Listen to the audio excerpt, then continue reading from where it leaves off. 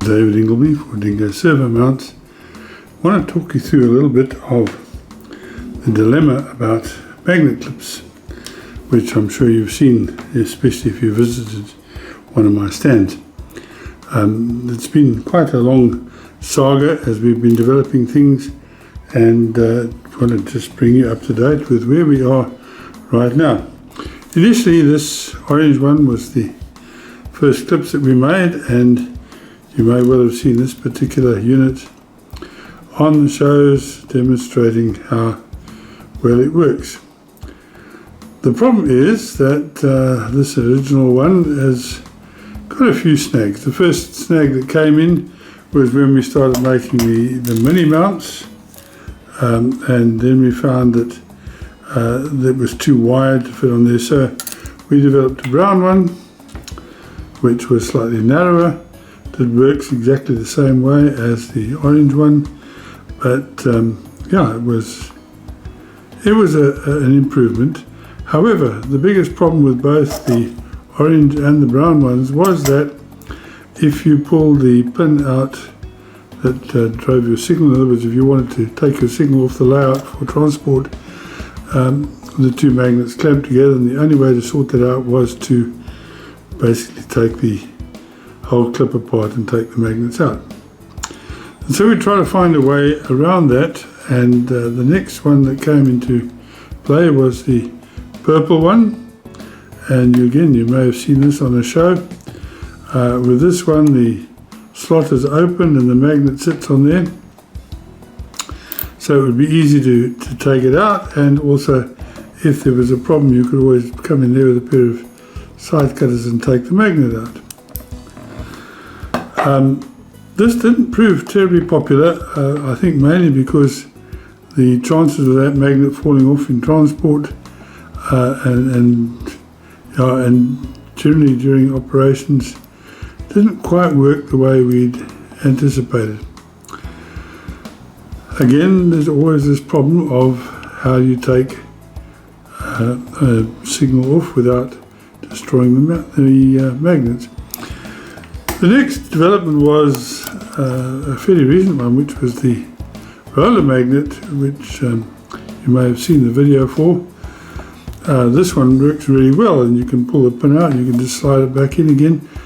The only problem is that it's very big, and it'll only fit on a mount like this, so it just kind of destroys the whole idea of being able to use it on any mount at all. And so over the last few weeks I've been working again at trying to find a way off this, and the latest version I've come up with is the little grey one. Now the little grey one is a lot thinner than the original mount, and there's some reasons for this. The first one is that you with the older type you had to push the magnet in, then put a sample pin in, push the magnet all the way in, etc, etc. With this one, the magnet goes in and you can just push it straight in, and it will be level with the base of the plastic piece once it's done. So you can then just screw it down and it's job done. And yeah, it will then fit, turn it round, and you have it like that. Now you might say, but that doesn't solve the problem of taking it out. Well, in actual fact, we have another little device, and I've just lost it, that will help you solve that, and that is a little magnetic wand. So with this you can now put your magnet on there, take the other magnet out straight away, take your signal off. When you come back, you can put it back in again and just slide it off, and your magnet is back in place.